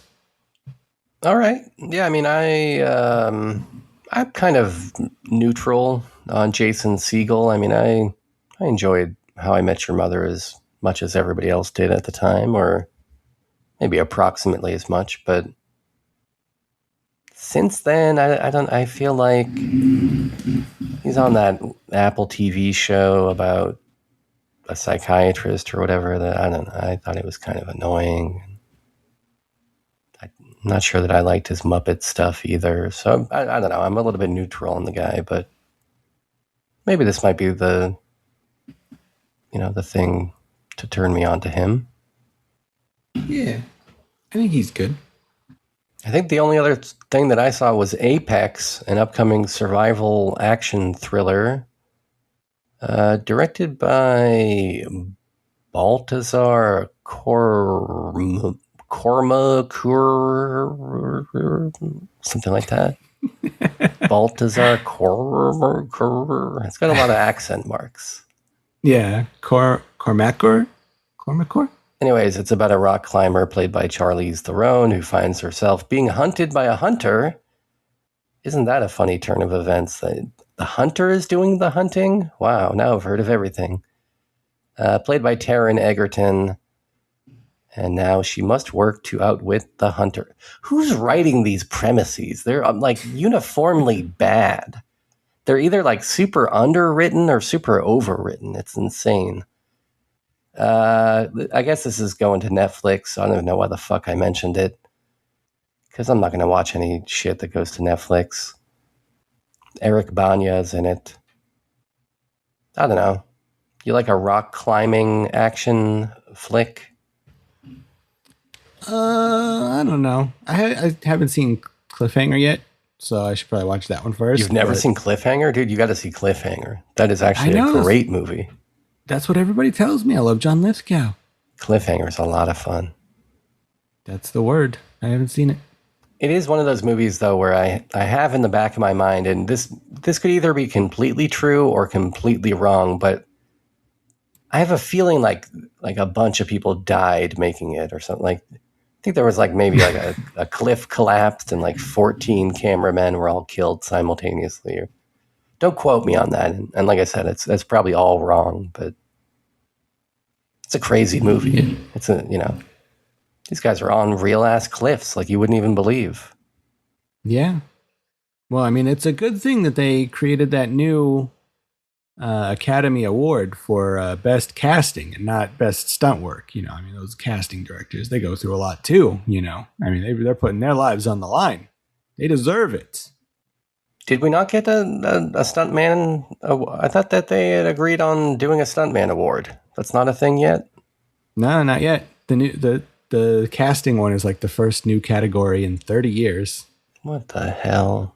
Yeah, not the guys who regularly die for art. No, why would you fucking honor them? Like, casting director, even though casting's already taken care of in best, actor and actress and supporting. But yeah, no, yeah, give that person an award. They do nothing.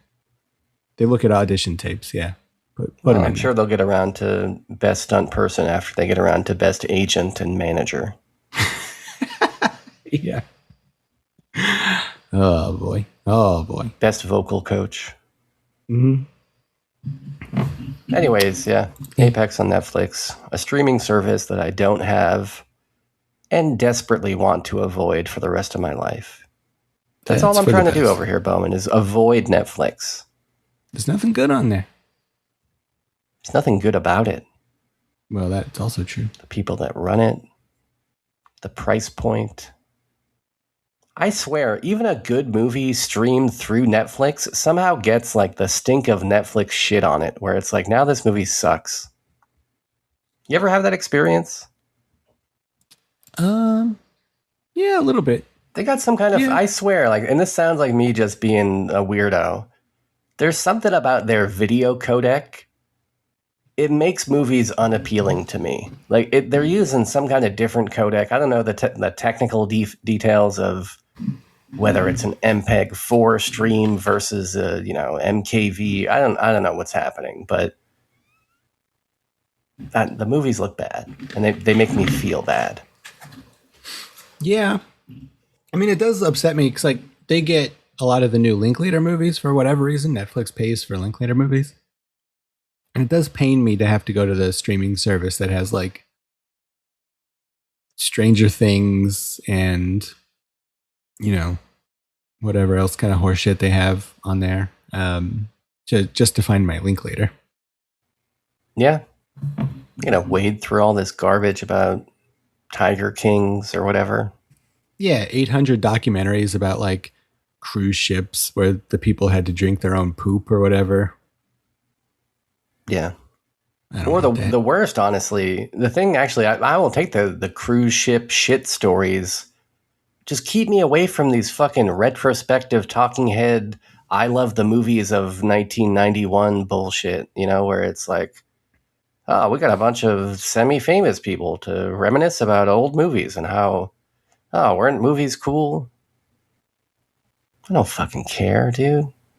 Yeah. Either get me somebody who was involved in the movie or get me some anonymous asshole on the internet. I don't need these semi-famous people. Yeah. Yeah. They have a lot of those, like, the movies that made us and the toys that made us. Yeah, like that's exactly the kind of shit that I'm talking about. Yeah, that stuff's upsetting because it's like, I think like the oldest movie on Netflix is probably from like 1992. And they're telling me, oh, check it, these great movies from 1981. It's like, put some old fucking movies on your service then, dude. Like, don't just tell me about it. Yeah. But also, I don't need to hear the same anecdote from 15 different people about how much they loved the invention of rock and roll scene in Back to the Future or whatever, like, okay, great. Awesome. What does that do for me? You had no hand in it. Yeah. Yeah. Well, looks like a pretty drab April. I'm going to be honest. What is the pick? What would you see? And don't tell me Faces of Death. Probably Faces of Death. I'm looking at the drama, I guess.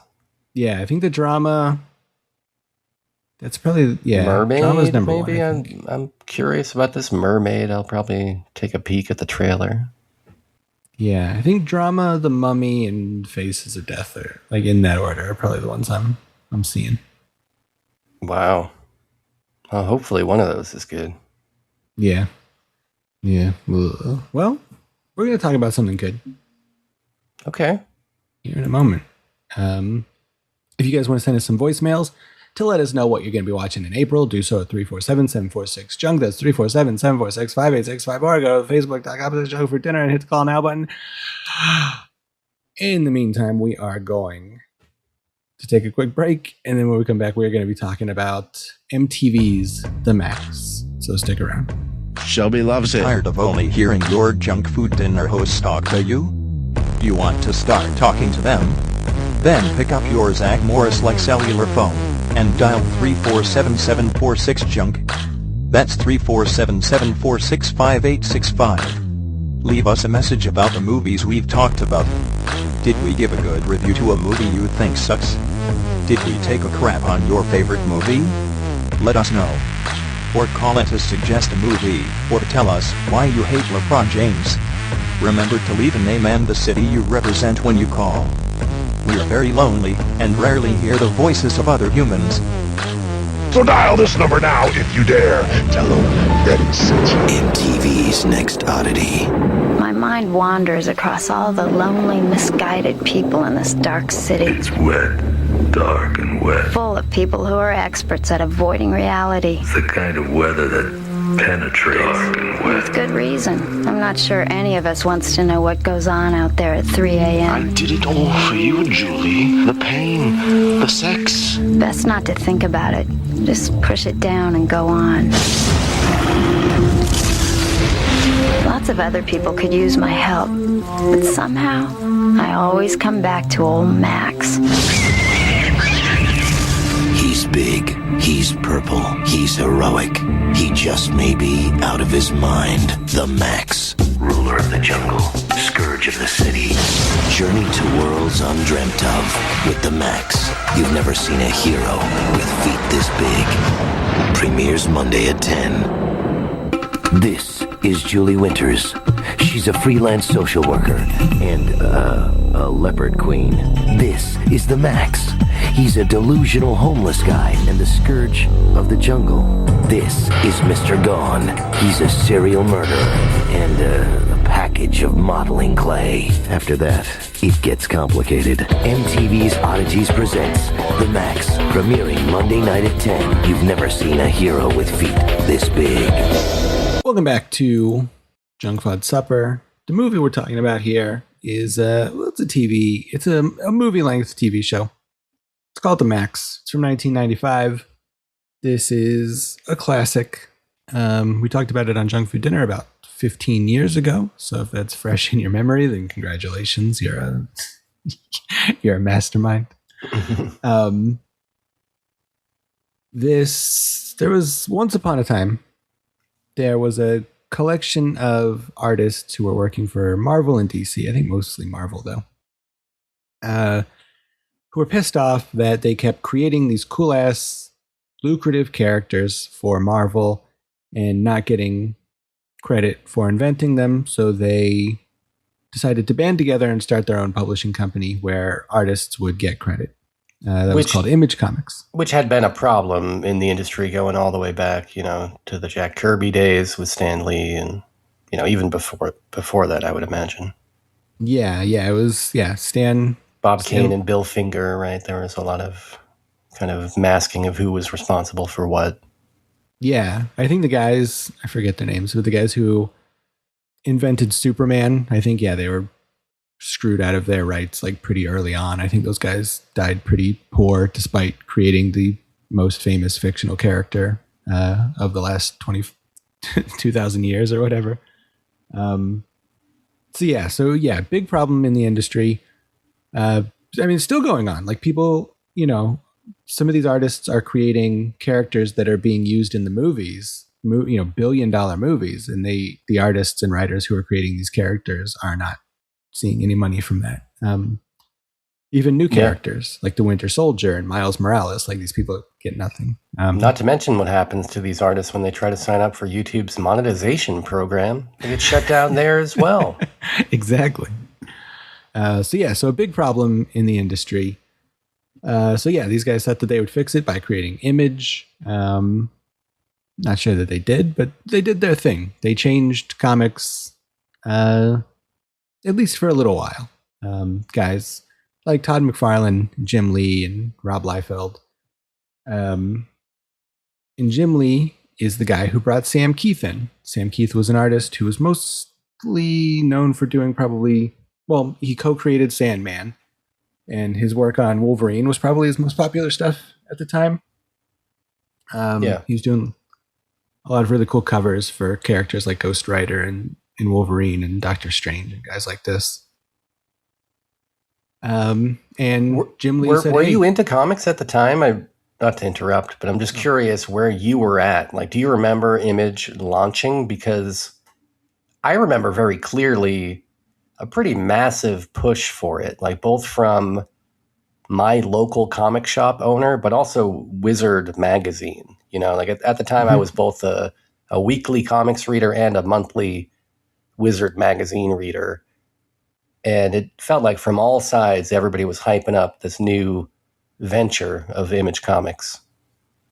Yeah, it felt huge. I mean, this is like kind of right around when I was getting into comics, I think. Like obviously like when I was younger, I would read like comics every once in a while, but I was not super into them until like right around this time. And this is a weird way to get into comics. It's like backwards, but like I read Watchmen and the Dark Knight, the Frank Miller one.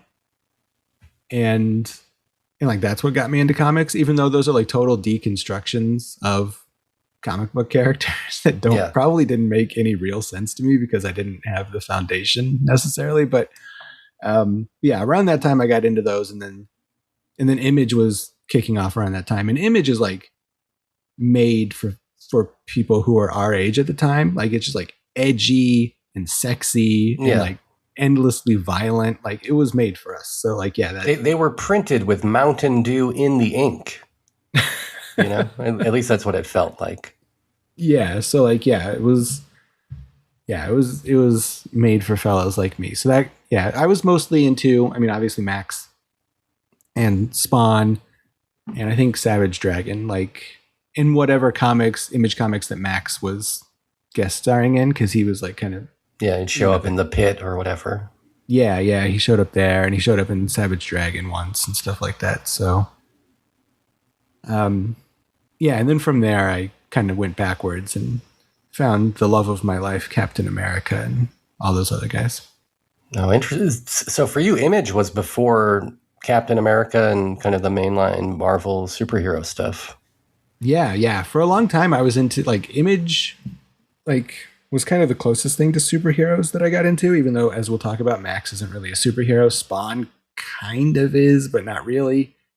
Savage Dragon sort of is. I wasn't really into that stuff. And then like from there, I got into like slave labor graphic stuff, like Johnny the Homicidal Maniac and Lenore. Squee. Like that stuff. So I didn't, and I mean, well, all this time I was reading Batman. I always loved Batman ever since I was a kid. But I never really got into anything outside of that until way afterwards. Like that's when I was like, oh, Captain America? Oh, Spider-Man? Oh, okay. Like, I got into it super backwards. Yeah, but this Image stuff was like perfectly timed for our generation. And like you said, it felt like it was kind of geared towards that 90s sensibility, kind of X Games and Mountain Dew, etc. I was all for it, man. Yeah, all the characters had cool claws. All the characters like were pointy and like had bullets on them. Like or you had Spawn looked like a goddamn demonic tutor, you know. And I know these days that's not acceptable. That back in the 90s that was cool. Yeah, exactly. And just like super edgy stuff. Like Spawn was always like, killing child molesters and shit like this. Like or the villain, the Violator, is just it's Ed Gein, you know. Yeah, exactly. So fun stuff when you're 15. Probably still fun. I don't know. I haven't kept up with many of those titles, but I know Spawn's still going on, so it's probably still fun. Or at least the art's still good. Todd McFarlane's good, but so he's still doing Spawn. I actually didn't know that. I think so. I mean, I know Spawn is going on. I assume it's him drawing it. I don't know who else would do it. I would hope it would be him. Yeah, I would think Didn't know if he had just kind of moved only into making toys or what he had been up to all these years. Yeah, mostly collecting baseballs and stuff. I think he's really into that. Yeah, I'll have to look into it. I think he's still doing it, but I know Liefeld's still doing it. He just relaunched Wildcats or something, I think, just recently. But wow, and complaining that they don't pay him enough money for creating the multi-billion-dollar franchise of Deadpool, which is fair. But anyway, so Jim Lee, who is a very good comics artist, he invited Sam Kieth to join Image. And like the idea back then, I guess, was just like, you know, if you jump ship from Marvel or DC or whatever, come over to Image and do whatever the hell you want. And Sam Kieth created the Maxx, which is it kind of presents itself as a superhero story for at least a couple of issues. Yeah. And then more so at first and then less so as it goes on. Yeah, which I don't know if that's like a specific like trick. Like if he was like, yeah, Jim Lee, let me do this superhero comic, wink, before turning it into my personal diary. Or if that was, or why, or like if he like really thought he was going to do a superhero comic and then like his weirdness shone through and like he just had no choice but to make it this surreal autobiographical thing, but I'm glad he did. So in the Maxx, you get this big purple guy named the Maxx. He's a homeless guy who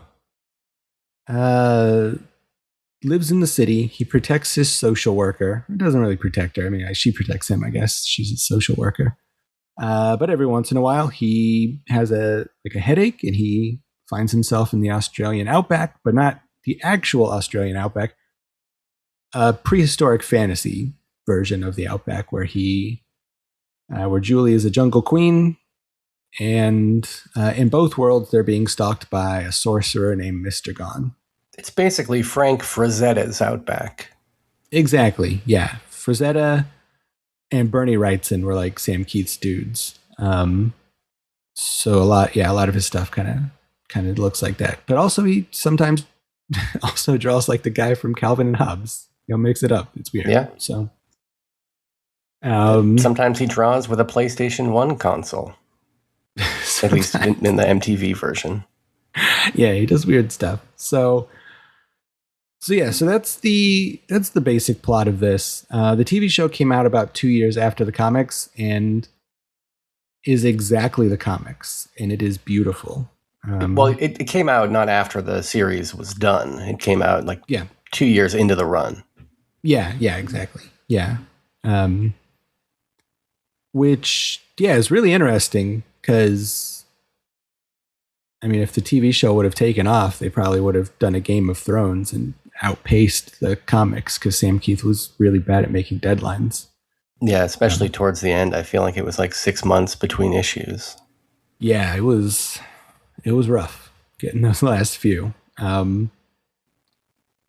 But, have you watched many motion comics, Sean? Only a couple. The one that came to mind when I was watching this is they did one for the Watchmen that's on like the Blu-ray for Watchmen. Mm-hmm. And my experience with motion comics is that they typically are like far less effort than you see here. Like this is I feel like it was sold as limited animation at the time, and people still refer to it as limited animation. But there's actually like a lot of animation here, like a lot of different techniques. And it felt to me like a real effort was made to like kind of properly translate these interesting compositions that Kieth has into a cartoon, Yeah, absolutely. Yeah, motion comics, there are a few I've seen, and they're pretty lazy. Like they basically just put the panels up and like they'll kind of like digitally distort them to create the illusion of animation. But Yeah, maybe they cut out the figure and have it move across the screen like a Hanna-Barbera style or whatever, but it's very hokey. But not yeah, so here. yeah, this is like they take every single frame from the comic. Like I guess they scanned in like all the original artwork and everything, and then just animate it. Like I mean, it's really incredible to like take, you know, this great sort of surreal art and then build on top of it. And yeah, they never do it in a way. There's one scene that's a little hokey. There's the scene where Max and Mr. Gone are fighting on the car, and they kind of do like the motion comic thing where it like is distorted to kind of make it look like their muscles are fighting each other or whatever. That's the only time it looks hokey. But other than that, it's like just really great animation coming from static images. And it's, or sometimes they just use the static images themselves and then like kind of direct them in an interesting way. Like the shot will like circle around a painting or whatever, or like it'll flip in on itself or whatever. But yeah, it's pretty incredible. There's also like some early CG in this in a few places. Like Yeah, that's the PlayStation 1 stuff. oh, okay, I see. Yeah. But I think even then, it like you know the box in like in the very first scene in like Sarah's underpass and stuff like that. It's dark enough, like and vague enough and moody enough that I think it doesn't stick out a whole lot. But it is. I mean, it's the weakest stuff probably now in retrospect, but at the time it seemed like really cutting edge to incorporate that stuff. And there's not a lot of it, you know. So if you don't like it, which I didn't really like it, but there's not a ton of it, so it doesn't really bother me much. Yeah, I think it's usually just for like kind of backgrounds and establishing shots. Like they never do it. Like Maxx never turns 3D or anything like that. And it's all a part of this, you know, whole kind of kitchen sink approach to like, we're going to do Ralph Bakshi style animation in one scene where like we're in a cop car and rather than using strictly just animation, we'll do like, I don't know if it's rotoscoped or just filmed in live action in silhouette, but like the humans were seemingly just real human outlines. And then the background was like live action footage that had been tinted some way, you know, like you might see Ralph Bakshi do in his movies. And, you know, each scene, especially once you get like kind of 1/3 of the way into this, like each scene, it seems like would then be in a different animation style from the last. So the fact that the CG stuff doesn't look great, it's fine because it all just kind of blends in with all these other different styles. Yeah, for sure. Yeah, those guys. Yeah, those guys are live action. I think those are the only live action guys. There might be more for like silhouettes and stuff at some point, but yeah, it's delightful to see all the different ways they come up with for animating these, you know, essentially paintings. Like Sam Kieth's not even like, you know, a guy like Jack Kirby. You think of like motion and momentum with everything he does. Like everybody's like running or flipping or throwing a punch or flying with a Jack Kirby drawing.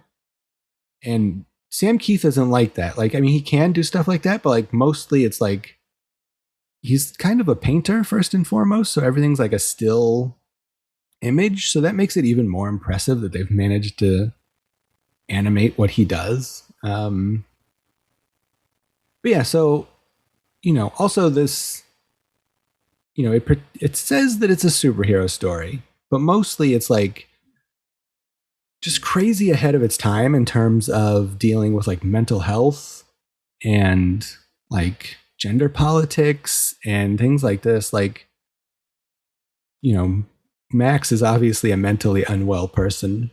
I mean, I get, you know, metaphorically, I guess. I mean, I guess there's like he is actually drifting between two different worlds, but I mean, it's all like a metaphor for mental illness. In the way they deal with that, it's really interesting. Like, I mean, I feel like every superhero now in 2026 has, you know, it's like Spider-Man's bipolar and like Luke, you know, you pick up a Luke Cage comic and he's was suffering with depression, and you pick up a Daredevil comic, and he's dealing with some other kind of thing, seasonal affective disorder or whatever. Like every superhero now has some sort of mental illness, and I think Maxx was probably the first or close to it to really deal with this kind of stuff. Well, I think Tony Stark had gone through his alcoholism prior to this, right? Yeah, Tony Stark was an alcoholic at this point, or like 10 years before this, probably. Yeah. And I mean, Batman's always sort of been crazy as subtext. And yeah, I think Green Arrow was probably addicted to drugs at some point. So, I mean, some people played with things like this, but not like, I feel like the way that the Maxx talks about mental illness is the way that we talk about it now. Like, like Tony Stark being like a drunk was like, like sort of like George Buckflower in a movie, like that kind of drunk or something like that. Like, yeah, it felt more like you're watching a soap opera or something like Dallas, whereas the Maxx, despite relying so much on fantasy and these fantastic worlds and all this imagination, also feels more like it's in our actual real world, just in general, not just the mental health stuff, but just in the way that people dress. Maybe part of it was that it was more youth-centric than your traditional superhero book at the time, which maybe felt like they were written by a previous generation. It felt more like Keith was kind of, one of us, Yeah. I think he was like in his early 30s or something when he was doing the Maxx. Yeah. He's probably older than I would have imagined, but something about his sensibility felt younger. Yeah, for sure. And also the Maxx, like we talked about, has to do with like alternate universes and stuff, which I feel like is all comics and comic book movies are about now. So kind of ahead of its time there. Although obviously that stuff has existed in comics forever. But kind of the way that this specifically deals with it feels very fresh, especially like the way the comic progresses. Like they get really deep into like the alternate dimension stuff. And it feels sort of like the way that, Neil deGrasse Tyson or whoever talks about alternate dimensions talks about it now. But yeah, also another thing I like about Maxx is he's a big muscular dude. He's got big claws. He's got big teeth. I don't know. There's like maybe one fight in this entire movie that we watched, which is I think like 12 issues of the comic. A very short fight with Mr. Gone, where he just gets shot, and then like another fight where a shark guy chases him and Maxx can't fight him, like, while other characters talk about how gratuitous violence is in the world and we watch our superhero just run away from a guy. Like I think the way that Maxx subverts what you want out of a comic, I think is really fun. Like you even have like Mr. Gone breaking the fourth wall and talking to the audience about like, wouldn't it be fun to watch Maxx fight this guy right now? And like, we just never get it. We just never get superhero fights. But we get a lot of Maxx talking about his feelings and talking about being depressed and being codependent with Julie and stuff like this. I just love it. I just love the way that they subvert things. You show me a guy who's got the most muscles ever, and Sam Kieth, like the way he draws muscles, like you would think he's like made for drawing comics about dudes fighting. The way he meticulously draws every tiny little line on a muscle. Yeah, you never get the way the man draws body hair. For my money, nobody drew body hair better than Sam Kieth. Yeah, absolutely. I was just watching something about his Wolverine run on YouTube the other day, and like he was drawing like thousands of little tiny hairs on Wolverine for a cover, like all knowing that cross-hatching. Yeah, like doing all that stuff, like tiny little details, knowing that the reproduction from his original to like what went out on shelves was not good enough to get all of his details, but still feeling compelled to put in all those details anyway. Like that's what I love about Sam Kieth. Yeah, so much body hair. I love it. Yeah, I love to see even it. on the ladies, man. A lot of hairy pits. Yeah, Julie has hairy armpits. She's got a chubby belly. She's drawn, I mean, a very stark difference from what was going on in comics at the time. Like, I mean, Jim Lee was drawing like the X-Men in a way where like you would hang up a poster of Psylocke on your bedroom wall and then you would jack off to it. Like that's what Jim Lee wanted out of his artwork. Meanwhile, over here you got Sarah complaining that she's overweight for, half of her time on screen. Yeah, exactly. And like, yeah, Julie with her like chubby belly and like, yeah, it's very starkly different from what was happening in comics at the time. This was the era where Sue Storm from the Fantastic Four got a new outfit that where like her cleavage was cut out so you could look at her boobs, like just like, and then so yeah, Sam Kieth doing this stuff is very, very different. And actually, I mean, yeah, I would say Image in particular was kind of the place to find those kinds of, unrealistic body portrayals. Yeah, absolutely. Yeah. Image. Like guys like Jim Lee and Rob Liefeld especially were doing stuff like that. And then like some of those, not like that there's anything wrong with that, by the way. I mean, I love big, unrealistic tits on a comic book super lady. Why not? Yeah. I also love it. I'm totally fine with it. But I mean, yeah, I'm Jim Lee's one of the best at it. So let's give him his props. Absolutely. Yeah. But yeah, just showing like how different this is. And then, yeah, at the time there was also like Lady Death and stuff like that in comics. Like there's a real push to kind of make ladies sexier in comics around this time. But side note about guys still doing it, Jim Lee's got a great YouTube channel where he will once in a while go live and just draw something, and you can watch Jim Lee, draw Spider-Man in real time. And if you told me when I was a kid that I would have that opportunity, like at any point in my life, I would have been thrilled. And you can do it whenever you want now on YouTube. So I recommend that. Yeah, that would be fun to check out. Jim Lee's, he's still got it. A couple of years ago, he drew a really good variant cover for one of the Maxx Batman crossover comics that fucking rules. Have you seen the Batman statue in Burbank in front of the world famous Burbank AMC theaters that is based on the Jim Lee Batman design? I have not, but I've heard about it. It's pretty cool. I'll have to check it out. It's like 10 feet tall. I would like to see that. I know how you like Burbank. Man, I love Burbank. But yeah, that's the Maxx. It's basically like, and it's very faithful. Like, I mean, I think there's like maybe like a couple of things in the show that aren't in the comic. Notably, I guess, is like the very, very end, like the last 2 minutes or something, which is kind of weird. I don't like how they changed it, but I think they had to just give it some sort of an ending because in case there was never a season 2. But yeah, very faithful, very good. I don't know.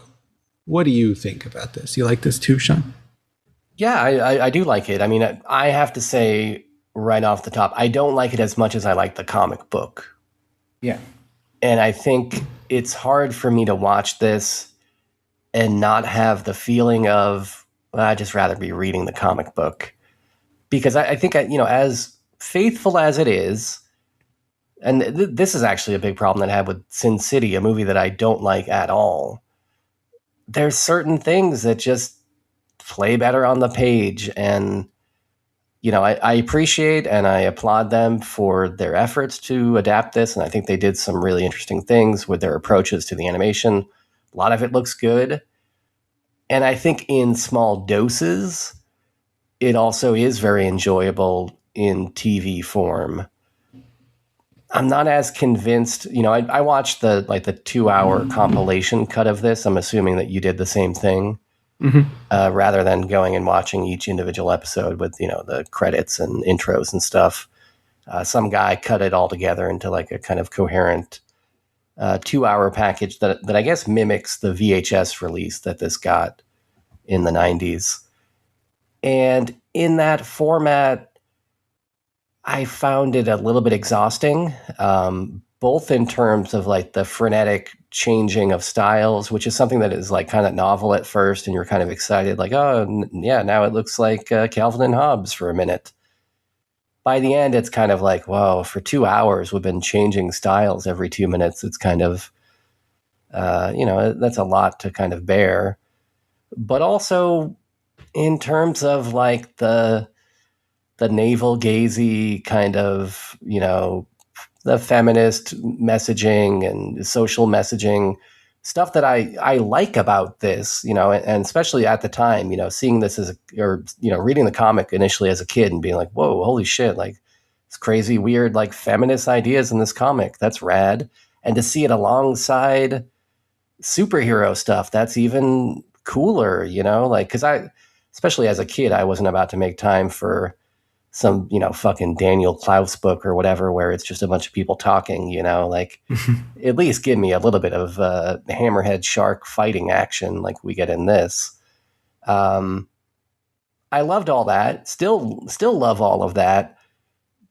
But for 2 hours nonstop, it becomes a little bit exhausting. And I don't really love the balance here of like, they kind of trick you into thinking it's going to be more of a superhero thing than it ultimately ends up being. I guess I would maybe prefer that it was just more balanced, where we got kind of more of fun action beats. Give me a Spawn-esque, weird demon monster or something for the Maxx to battle. Is that so bad? Am I so wrong for craving that kind of content as well? Does that make me a bad person, Bowman? No, not at all. The run that kind of happens after this run, like, has a lot more of that. Like, there's like an actual villain, like issues like 20 through like 30 or something, like, kind of feel a little bit more like a superhero story. But yeah, not this one. Really. Yeah, so it's it's kind of a mixed bag. But there's so much stuff that I like in this, and I think Sam Kieth is an incredible artist. One of, if probably my favorite comic artist of like my lifetime. There were guys that I like from prior generations. Even though Kirby did some work in our lifetime, like his best stuff was certainly earlier. Anyways, love the guy as an artist. Love seeing all of his influences on display here. I feel like there's a little bit of like Frank Miller too, and some of his depictions of the cities. Mm-hmm. But yeah, I don't know. Is this the right format for this story? Compared to like a comic book, which you take in a nice, 20 pages of this story, you digest it, a week later you come back, you take another 20. I think that's maybe the right pace for this kind of material that is so dense and like full of literary references that actually honestly kind of feel a little bit try hard at times, where it's like maybe Kieth trying to sound like he's more of an intellectual than he is by citing Steinem or whoever, but well, that part might be like Sam Kieth did the plotting and like stories and everything like that, and then Bill Messner-Loebs did the dialogue, so that might be him pretending that he's smarter than he is. Oh, okay, I don't. That's true for the comics as well. I don't know if I ever realized that. Yeah, he wrote the dialogue. Like Sam Kieth would tell him, like, hey, like. It's sort of like the Marvel method. Like, hey, this is what's going on in the story. This is what's happening in this scene, this scene, this scene. You write the dialogue. I'm out of here. Oh, interesting. Yeah, William Messner-Loebs is a guy who's probably like most known for The Flash and some DC stuff. Yeah, he wrote the dialogue. He didn't write the plots or like come up with the characters, just the dialogue, from what I understand. Yeah, so maybe he's to blame.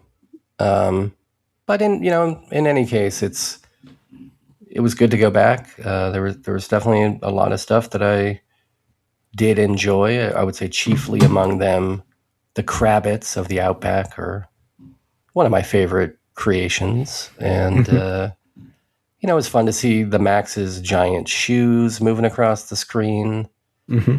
I will say the voice actor they got for the Maxx I don't know. And maybe this is just like, you grow up reading something and you get kind of an internal monologue as to what it would sound like. But this guy sounds kind of like a surfer bro. And I'm not into this voice actor for the Maxx. I like him, but I think he's the weakest of the three main characters. Yeah, the guy playing Mr. Gone is really good. He kind of sounds like the narrator of Disneyland's Haunted Mansion that tells you, about how somebody died their own way or whatever in the elevator. The guy that narrates the suicide in the elevator. Yeah. So I like that, but yeah, the Maxx voice was not so into it. But if you've never seen this, see it. If you've never read it, read it. If you like things like like Astro City that kind of combine real world social kind of concerns and superhero, I think you get a good amount of that in here. Maybe not quite enough for me, but that is what it is. It's also just kind of not that propulsive of a narrative, right? For like, you're sitting here for like 2 hours and it's like, all right, when are you going to get back to the fucking clay? Like you introduce this clay and then you give me like 30 minutes of tangents. Yeah, I definitely think that's true. Like, I think, like at like issue/episode 6, I think it's pretty clear to tell that Sam Kieth didn't know where things were going. Like, I mean, the main villain of the story is killed at like the end of issue 3, I think. So it's like, well, what the fuck do you do now? Until they bring him back. Yeah. So like, yeah, I think he just kind of didn't know where the story was going. Like, there's a lot of stuff that, like, especially in Sarah's story and like her relationship with her dad, that like really doesn't make sense with the rest of the story. Like, so yeah, you can kind of tell that Sam Kieth didn't really know what was happening, and it, like, yeah, like you can kind of super tell that in the middle of this, and in the middle of this run. And I think, I mean, on one hand, like in the comics, I think it kind of works. Like, it just adds like this sort of dreamy logic on top of a dreamy, surreal story that kind of works. Yeah. But if you're watching this as a movie, it definitely does not work. Yeah, and I think it goes back to that kind of just the pacing of like, you're reading a comic, either if you're reading it real time and you have to wait a month in between issues or whatever, like that's going to force you to take this in at a measured pace. But even if not, even if you're sitting in front of the trade paperback, you can still meter out your own pace of like how much of this, how many of these diversions do I want to take before I take a break? And when it's just fed to you continuously in the form of a 2 hour, 2:10, whatever this is, feature, then you don't really have that choice, and it just becomes kind of grating after a certain amount of time. Even if in small doses, I think it's all great, Yeah. And I mean, yeah. And to be fair to this movie version, it was 22 minutes at a time in the TV show version. But I think if you compare it to something like The Head, you can sit down and watch The Head as a narrative feature. It works great. It's a continuous story that's told in a way that is fulfilling to a viewer, Yeah. It's been a while since I've seen The Head. I should rewatch it. Oh, The Head's great. Yeah. You know what else was great was the one scene in this that takes place in a store that is all very long telephone cords. Oh, yeah, that's right. Just Cords is the name of the... Yeah, Just Cords. I think maybe the origin of my own personal affinity for long telephone cords. I think it may have all started with the Maxx. I hope so. Yeah, I love that so much because like Sam Kieth, one of the things he loves to do is like draw guys with like ripped up clothes, like Wolverine's outfit will be ripped up and it'll like be unwinding into like thread and cords, and like that's like a staple of the things he draws. So the fact that like the big quote unquote fight with the shark guy takes place in a cord store just so he has an excuse to draw cords is so funny to me. Yeah. It's so He's good at it. I mean, he knows his strengths and he leans into them. Yeah. Unnecessary details are his strengths. I love it. I also love the way that he draws Sarah's hair, her like curly hair, the way that it's in silhouette a lot of times. I don't know, something about it looks great. Yeah, with like just her like glasses sticking out of a pile of hair. Yeah. Well, all right, that's the Maxx. You can find HD versions of it out there on archive.org and stuff like that. But make sure you don't click on the play button unless you own a copy of it. These fan edits are only for legal copy owners to be using. That is absolutely true. There's a big disclaimer. Yeah.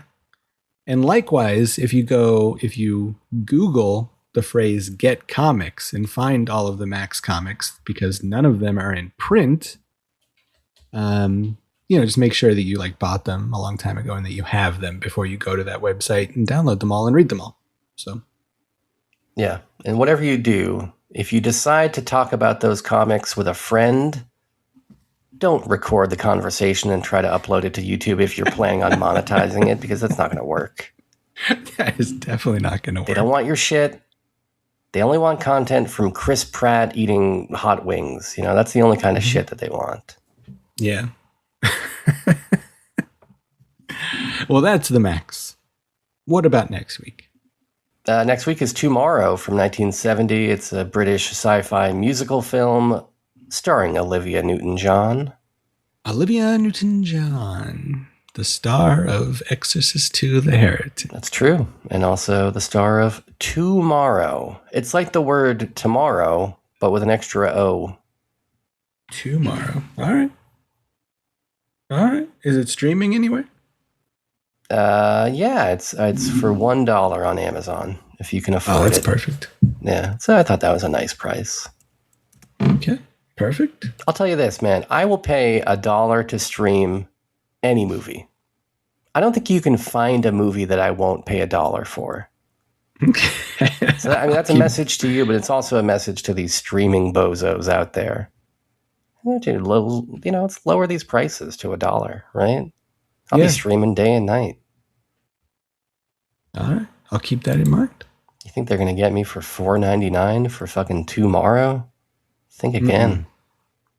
I don't care if it is produced by Harry Saltzman, the guy that produced all the James Bond movies. Saltzman. Yeah, he was buddies with the Broccoli Bros. Okay. All right. Well, I'm looking forward to it. Yeah. So that'll be next week on the show. Tomorrow. Next week. Okay. All right. So that's what we're doing next week. In the meantime, you guys can send us a voicemail at 347-746-JUNK. That's 347-746-5865. Or go to facebook.com/junkfoodinner. Hit the call now button. Or go to your little email contraption and type in jftpodcast@gmail.com if you prefer to do it that way. Or find us in the Discord. One of the ways you can find us in the Discord is by going to patreon.com/junkfooddinner and signing up. I think even at the free level, but I know for sure at the $1 level, if you have connected your Discord account with your Patreon account, you will just get right into the Discord. Oh. And that's where we talk about silly stuff. And you can help us do that. Or if you're at that Patreon and you want to donate to us, like maybe like $3 or $5, something like that, you will get a bunch of bonus episodes. I know what you're saying. You're saying I've already listened to over 100 Junk Food Supper episodes, something like 700 Junk Food Dinner episodes. I've heard it all. Well, motherfucker, you're wrong. Because there are something like 150 bonus episodes of the Junk Fod Show on the Patreon. So you can go check that out. I like that kind of hustle. Exactly. So until next week, this is Parker for Sean saying thanks for having fun.